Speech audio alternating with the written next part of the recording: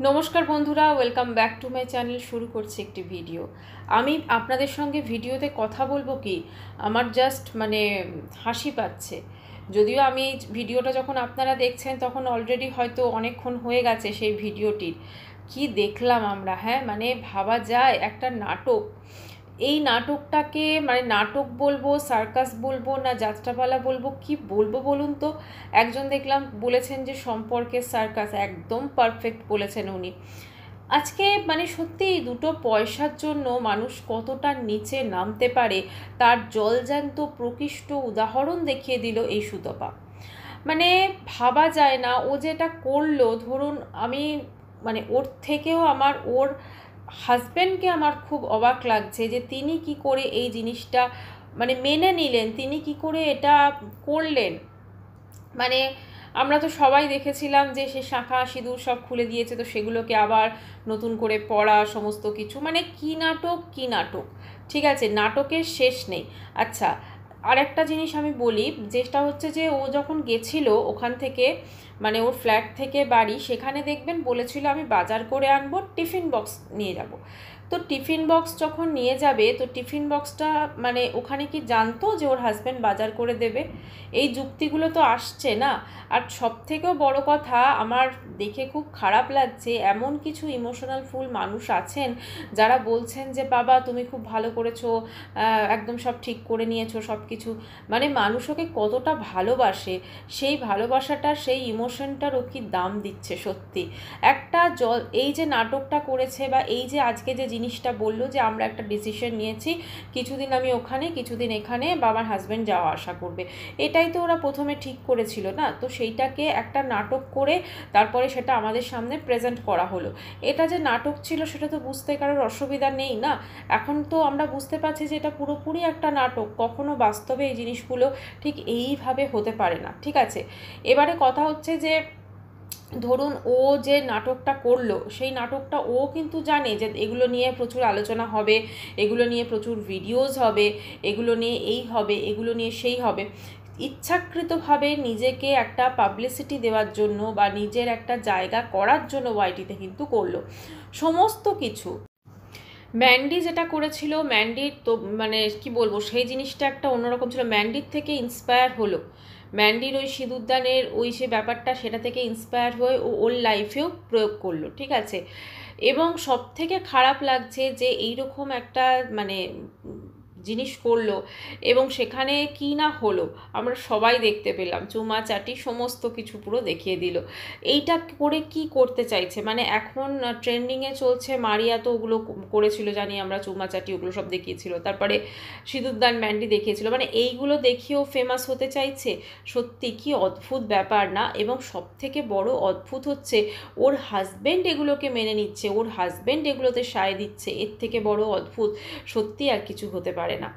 তো একটাই বলবো যে এই ধরনের যারা নাটক করছে, তো জানি না নাটক যাত্রাপালাটা এত তাড়াতাড়ি কী করে শেষ করে দিল, কারণ বেশি দিন চালাতে পারবে না।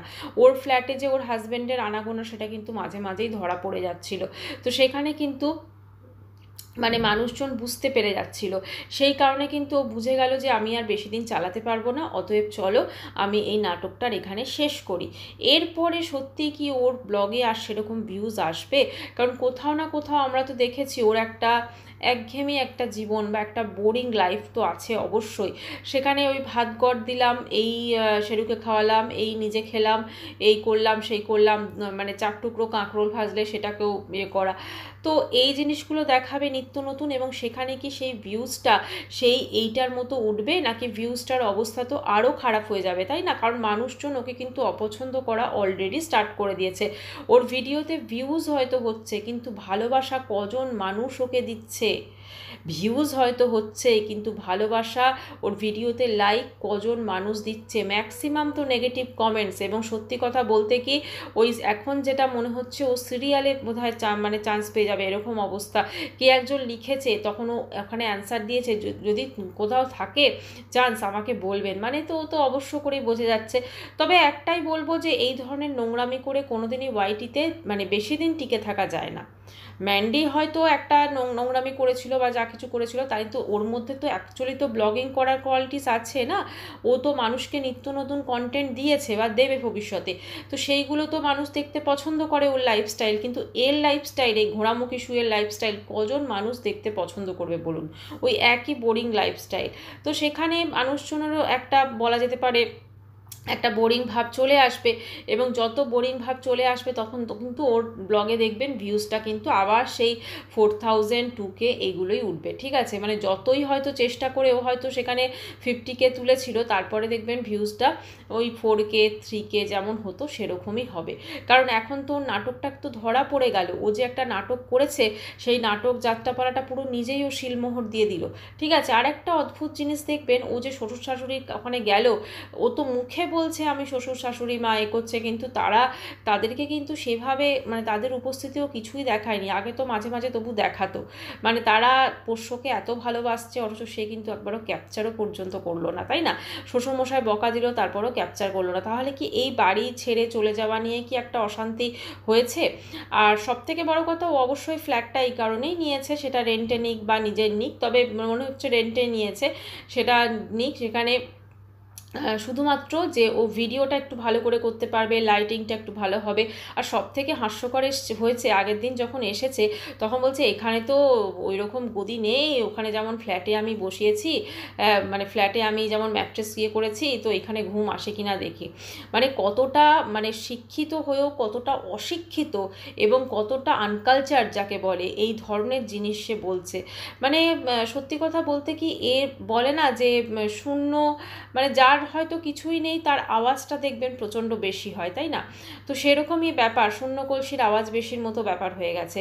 অ্যাকচুয়ালি এই জিনিসগুলো ও কোনোদিনও তো নিজে দেখেনি বা উপলব্ধি করেনি, তো নিজে এখন ওই পরনিন্দা পরচর্চা করে বা যেভাবে তো আমরা দেখেছি সব কিছু, হ্যাঁ, ক্রাউড ফান্ডিং করে সেগুলো এখন স্বাদ পাচ্ছে, তো সেইগুলোকেই মনে করছে আমি বিশাল কিছু করে ফেলেছি, হ্যাঁ আমি বিশাল কিছু করে ফেলেছি। কিন্তু কতদিন এই বিশাল কিছু করে ফেলার যে একটা ফিলিংস সেটা ওর মধ্যে থাকবে? কারণ ও যে মানুষকে ঠকিয়েছে সেটা তো এখন জলজ্যান্ত প্রমাণ হয়ে গেছে, ও মানুষকে ঠকিয়েছে।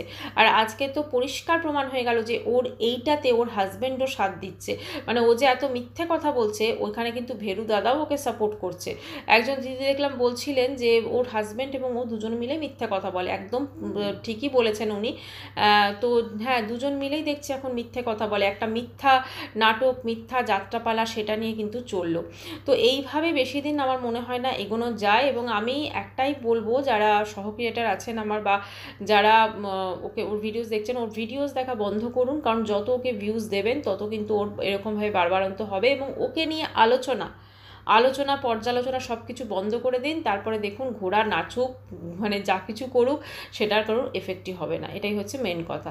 তো যাই হোক বন্ধুরা, ভিডিওটা এখানে শেষ করলাম। চ্যানেলটি ভালো লাগলে অবশ্যই করে সাবস্ক্রাইব করে দিল। বাই, সবাই খুব ভালো থাকবেন।